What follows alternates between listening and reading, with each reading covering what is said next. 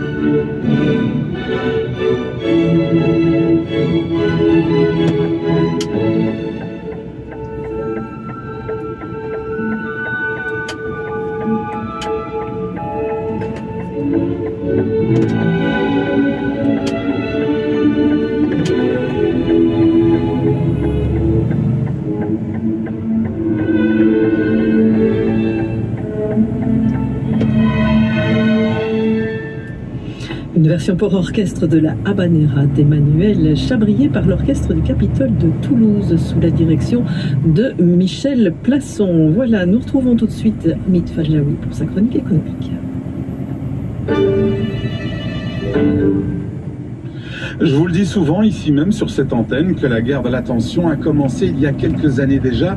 Alors notre attention, notre temps donc vaut de l'or, car pendant que nous scrollons sur nos réseaux sociaux préférés, les algorithmes, eux, font leur boulot, c'est-à-dire qu'ils vendent notre temps d'attention aux annonceurs qui, plus que jamais, en savent plus chaque jour sur nous grâce aux milliers de données que nous laissons en contrepartie de la gratuité de ces réseaux sociaux. Et c'est vrai que lorsque Patrick Lelay, l'ancien patron de TF1, avait résumé, on est dans les années 80, de façon choc son métier, il avait osé dire qu'il vendait du temps de cerveau disponible pour Coca-Cola, et à l'époque la phrase avait choqué tout le monde, mais il avait juste dit la vérité, et cette vérité est 1000 fois plus forte aujourd'hui avec les réseaux sociaux.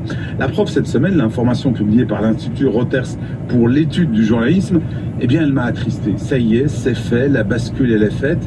Les jeunes et le grand public s'informent de plus en plus via les réseaux sociaux et notamment sur TikTok. Et cette étude, elle est très sérieuse, elle est basée sur un sondage en ligne auprès de 94 000 personnes dans 46 pays. Résultat, eh bien, le grand public s'informe à 30% via les réseaux sociaux au détriment des sites d'information qui, eux, ne recueillent que 22% de l'intérêt du grand public. Alors c'est un triste constat pour moi, homme de médias, car l'étude montre que TikTok et ses influenceurs ont aujourd'hui plus d'impact sur notre jeunesse lorsqu'il s'agit de s'informer que des journalistes ou des médias réputés. Alors vous comprenez mieux pourquoi nos hommes ou nos femmes politiques sont aujourd'hui assez hypocrites sur le sujet. D'un côté, c'est vrai, ils accusent TikTok d'être manipulé par la Chine et ils interdisent aux fonctionnaires de télécharger cette application. Et puis de l'autre, tous ces politiques sont sur TikTok, tout simplement parce qu'ils ne sont pas fous. Ils savent que c'est là où les jeunes vont s'informer si ce verbe est encore adéquat. En gros, ce sondage mondial de Reuters montre que les journalistes perdent de l'influence et que le grand public a un moindre appétit pour l'information en général et a même moins confiance, qui est un comble, dans les médias que par le passé. Résultat, eh bien, avec l'inflation qui est encore très présente et son corollaire, la baisse du pouvoir d'achat, la propension à payer de l'information reste faible. Pourquoi en effet s'abonner à un site d'information si je pense, à tort ou à raison, la trouver sur TikTok ou sur YouTube? Mais cette montée en puissance des réseaux sociaux ne fait pas que de l'ombre aux journalistes et aux finances de leurs médias. Elle menace aussi des géants comme Amazon, Prime, comme Disney+, ou encore Netflix. Là encore, une autre étude montre que notre temps n'est pas extensible. Ça, on le savait, merci. Et le résultat, c'est que le grand public, à force de consommer de la vidéo gratuite sur YouTube ou sur TikTok, n'a plus de temps ou moins de temps, en tout cas, pour regarder Netflix ou Disney+. Et donc, c'est un vrai problème pour ces plateformes payantes qui ont donc deux ennemis. Un, la baisse du pouvoir d'achat qui oblige les consommateurs à faire des arbitrages entre leurs différents abonnements payants.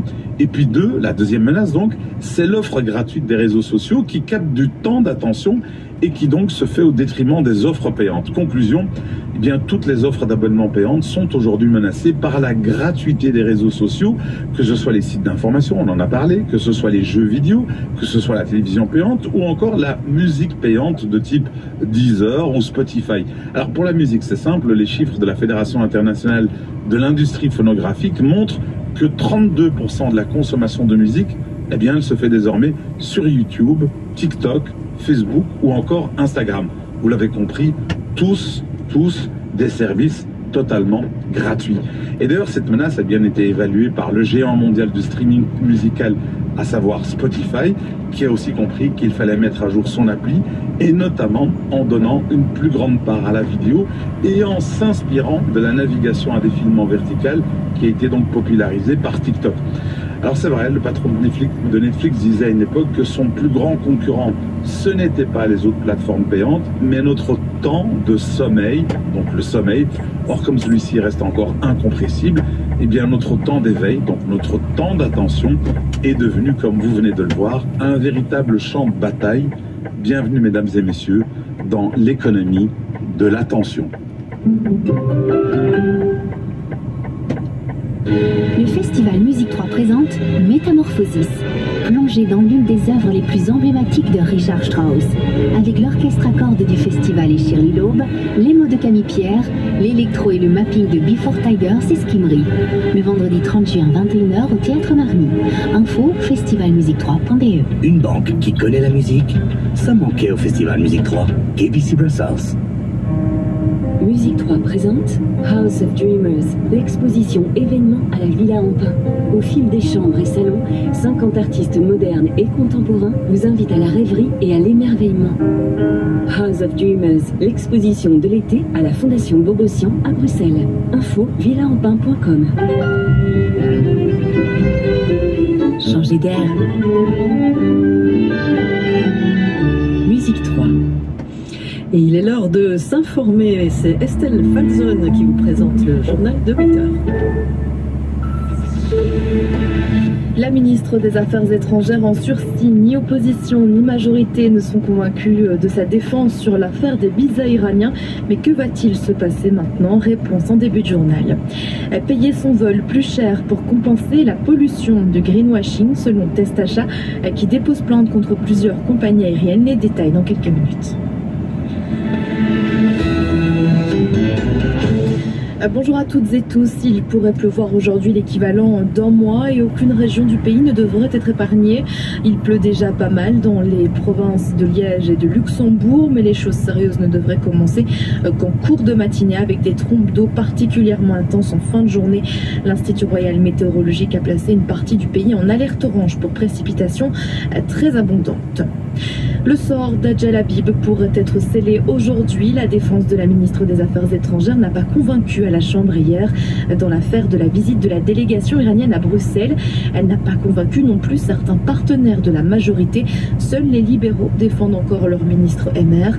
La NVA demande sa démission et la prochaine étape se jouera déjà aujourd'hui en séance plénière au Parlement. Baptiste Tupin. La pression politique reste maximale. L'affaire des visas iraniens sera à nouveau au cœur des débats ce jeudi, cette fois en séance plénière au Parlement. Plusieurs députés ont déjà annoncé leur intention de réinterroger la ministre des Affaires étrangères sur les circonstances dans lesquelles son administration a accordé ces visas aux maires de Téhéran et à son pays. Mais il sera aussi question de la démission d'Adjel Habib, puisque la NVA a déposé une motion de défiance et réclame le pas de côté de la ministre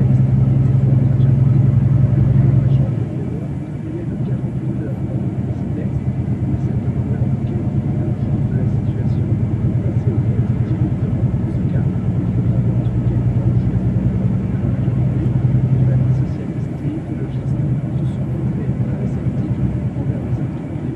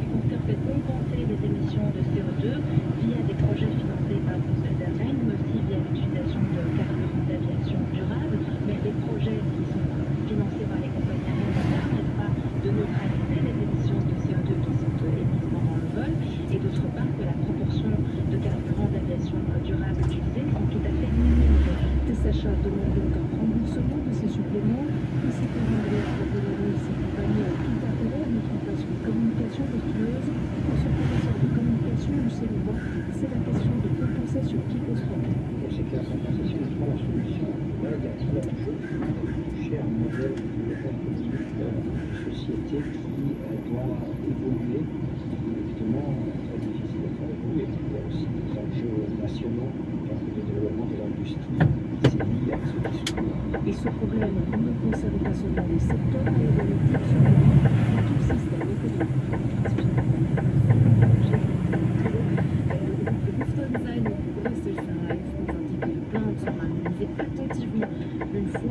reçu. Un incendie cette nuit à l'hôpital du Péry à Liège. Un matelas qui a pris feu dans une chambre au 3e étage. Tout l'étage a dû être évacué. 3 personnes ont été légèrement intoxiquées et soignées sur place. Quelque part aux confins de l'obscurité, emprisonnés